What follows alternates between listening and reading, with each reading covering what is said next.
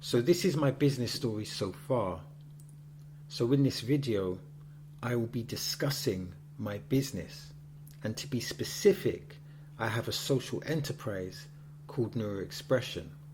So if you're thinking about starting a business, this video will provide value.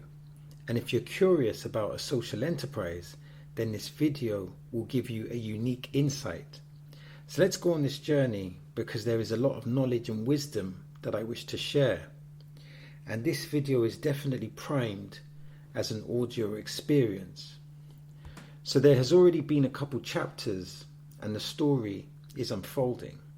And it's therapeutic sharing my business stories so far. So remember, this is education mixed with entertainment. And with that being said, let's analyze this train of thought accordingly. Nathan, what have been some of the more surprising lessons you've learned on your journey since setting up a social enterprise? Okay, so yeah, I'll just backtrack that a little bit. So, in 2023, I really wanted to create something that would have social benefit. And I guess I had a few options. I had, the LLC, the sole trader, or the social enterprise. And as a social enterprise is geared not just primarily to benefit people financially, it's also about benefiting the community. And as you know, neuroexpression is about benefiting primarily the neurodivergent community and neurodivergent people and neurodivergent artists and, society as a whole. So to me, it was like, okay, it's got to be a social enterprise. But then the barriers, I guess the main barrier was that I needed someone professional to come in and facilitate not only a mentorship, but a business plan and structure it accordingly. So I didn't know that to formulate a social enterprise within the British context, because we're talking from the perspective of Britain, that what you need to do, you need to have trustees, I believe it's at least two, and you need to have two directors. But it would also be beneficial to have more directors, because obviously when you have a social enterprise, one of the benefits of going for a social enterprise is to access grants to be able to open up opportunities, not just for the actual entity of the social enterprise, but for other people. So yeah, one of the barriers was, or the barriers that people could face is, getting someone professional together that can structure it accordingly. So that would be off the top of my head, getting the trustees, getting the directors, and then formulating the business plan, because the business plan is like an essential component for anything, whether it's an LLC, social enterprise, or a sole trader. So, following on from that, that's how you set things up. What has surprised you most about the journey? What has surprised me most about the journey?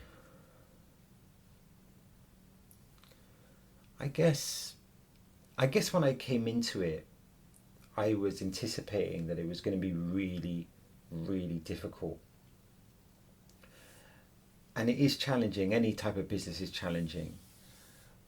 But what surprised me was that when I went for grants with the Art Council, what surprised me was how supportive they were with regards to getting the grant. Because one of the first grants I went for, just to tell a little story here. So before I set up the social enterprise, I created this collective called Hidden Voices of Power, and basically what it was a collective of black, mixed race, neurodivergent artists that were exhibiting pieces of work, and I put in an application with the Arts Council to try and help fund the project, because what I wanted to do, I wanted to obviously pay myself for my services, but more importantly pay the other artists and pay for project management, and there's various things you need to pay for when you're putting on a certain event. And if you're interested, you can Google that, Google Hidden Voice of Power, and you can see the articles on that. So what happened was, initially I was rejected for the first application, but then what they did, and I was really impressed, was that they allowed me to schedule a meeting to then have a conversation to establish what they liked about the application and what they didn't like about the application. And then on my second attempt, I was successful. So I knew that when you're going for grants, you don't always get it the first time. But when I set up the social enterprise Neuroexpression, I remember going for the grant to be able to pay for someone to structure it. And I remember thinking, this is going to take a few attempts. I'm not going to get it the first time. But I did get that particular grant the first time. And then when I went for a bigger grant, which was about creating the neurodivergent friendly exhibition, which is, as you know, a really exciting piece of work. And that's going to be scheduled for 2026. When I went for it, I was really confident in the application. It got turned down. But again, similar to the application for Hidden Voices of Power with the Arts Council, I sat, we scheduled a meeting. They explained to me what they liked. They explained to me what they didn't like and what needed to be improved. I did that, and then I was successful on the second application, which again, I was surprised because I thought, okay, I've been unsuccessful the first time. I think it might take 3 or 4 attempts to get it right, because it was a really competitive round of funding. So that was that whole process of applying for grants, being successful and failure. There were some surprises there. I think also, I don't know if this is a surprise, but I think it's challenging project managing certain projects, and working with artists, particularly working with creative people, can be challenging. Not to use any stereotypes here, but you have that stereotype that artists are not, they may not be business orientated. So that can be quite challenging when you're trying to have a creative relationship, but also a business relationship with someone. So yeah. So it surprised you that the grant giving organisations were open to giving you feedback to up your chances upon resubmission of getting the grant. And the second thing that surprised you was the lack of business orientatedness of artists. Is that right? Yeah, and what's interesting, when I talk about getting grants, I'm talking about the Arts Council. They were supportive. They were really supportive because as someone who's neurodivergent, I've got dyspraxia and suspected ASD and OCD. They provided the reasonable adjustments. Now, what did surprise me is that other entities, and I won't say their names, that give out grants, they didn't provide those reasonable adjustments. Mm-hmm. And they didn't even provide feedback. Mm-hmm. So I really got to give credit where credit's due, because Arts Council, they excelled my expectations. But then when I went to other organisations to do applications, I couldn't get help with those applications, and I couldn't get any feedback. So I was surprised with how good the Arts Council was, but then kind of surprised at how bad some other organisations were. I would rather, with me, if I'm going to say something positive, I'd rather say the name of the company. If I'm going to say something that might be critical, then I would rather not mention them. So it sounds like you were really impressed, not only with the fact that the organisation, it seemed that it embodied the spirit of being disability friendly and not just appearing that way on paper. It was true equity that they gave you. Yeah, and it was fair because they did turn me down, and they were very good applications. So it wasn't like, okay, because you've got this, not to be egocentric here, but this really good idea, and because you spent all this time, you're going to get it. It's like, no, this is not the standard that we're looking for at the moment, so you need to revise this. And I respect that. But when I did hit that standard, then it's like, okay, we're going to give you that opportunity. And they took a, I got to give it to that institution. They took a chance on me, because when you just set up a new institution, Neuroexpression, they're kind of gambling with their money that you're going to do what you say you're going to do. Because when you put in the application, you're going to say you're going to do X, Y, and Z. Now, because we've had some grants and things like that, they can have more confidence that I'm going to do those things. And I believe the projects that we're putting together is going to have really tremendous benefit, social benefit for the community. It sounds as though the fact that it sounds as though you were surprised, and the fact that you would mention an organisation giving you reasonable adjustments as surprising you was positive for you, but there's almost some sadness in that, because it's almost as though somebody giving you reasonable adjustments as a person with a hidden impairment is the exception, and that the general rule is that things are not as accessible to you. Yeah, well, the surprise was that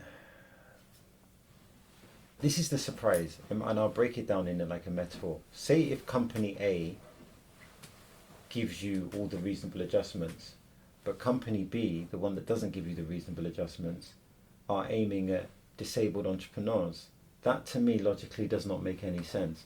So that was the surprise. But that's lack of awareness. And remember when I created NeuroExpression, part of it was to create a neurodiverse friendly world, or a neurodivergent friendly world. So this is all part of the challenges, because people throw around the word Equality Act and reasonable adjustments, but not many people actually knows what it means. And effectively, if you don't make reasonable adjustments, well, it's funny, isn't it? Because some people might go, well, there's no neurodivergent people applying for grants. What are we not doing? You're not making the appropriate reasonable adjustments. That to me, if someone says that, well, they're not applying for it, it's not our fault, that's not taking accountability if they haven't put in the appropriate reasonable adjustments. And reasonable adjustments are subjective. They're different for different people, because different people have different needs. So if you take someone like Jack and Sally, Jack has dyspraxia, Sally has dyspraxia. Just because they have the same condition does not mean they have the same needs. Okay. Or it's the same support needs. And lastly for this, before having set up the social enterprise, what organisations have you come into contact with over the years which have supported you as a neurodivergent person? I would say it's mainly been individuals, so obviously the Art Council have been very supportive in terms of the process that they've given, and individually they've been very good as well. I don't know if I should be giving the names, but there's other companies that we're doing business with, that we're doing facilitation for, and I can think of two particular people that represent organisations, and they've been brilliant. They've played like a I would say a bit of a mentoring role with regards to moving it forward. And I think certain people are very excited about the story, the whole thing about, just to break it down, NeuroExpression, we're really trying to value neurodivergent people's work. And I remember there was a study that said that 80% of neurodivergent people, or I think it was more actually, don't get paid for their work. And one of the important goals of NeuroExpression is that when we put on events, like the events we're going to be putting on in 2025 and 2026, the neurodivergent people involved, they will be paid for their work. And that is essential, because payment is a form of value. It's not the only form of value, but the expectation to do something for free, don't get me wrong, sometimes, like for the business, I do things for free all the time. I put in my own money, my own work, and things of that nature. But I think if people are giving you pieces of art, or they're helping you to create an event, then that time should be respected. And one way of respecting that time is to pay for it. Lastly, what would the 80-year-old version of Nathan say to the current version of you? 80 or 18? 80. What would he say you're doing well? What advice would he have in reflection? You know what, I don't know, I guess keep going.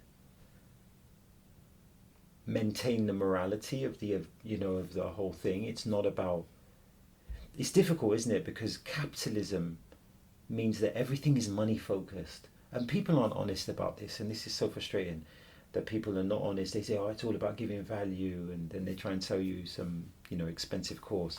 But capitalism is a form of economic exchange, and that is essential. But with a social enterprise, it's about creating a social benefit. And if you made a lot of money but you didn't make social benefit, then you didn't achieve your goal. And I think the 80-year-old one would be like, remember why you set this up. This is not primarily about money. Of course, we need to make money to fund events and to pay people, because I would be looking like a walking contradiction if I'm saying, well, everyone should get paid, and then all my events no one gets paid. But let's not forget why we did this, and we did this to create a neurodivergent friendly world, and it's about doing it. And I tried every day to make that, to get closer to that reality.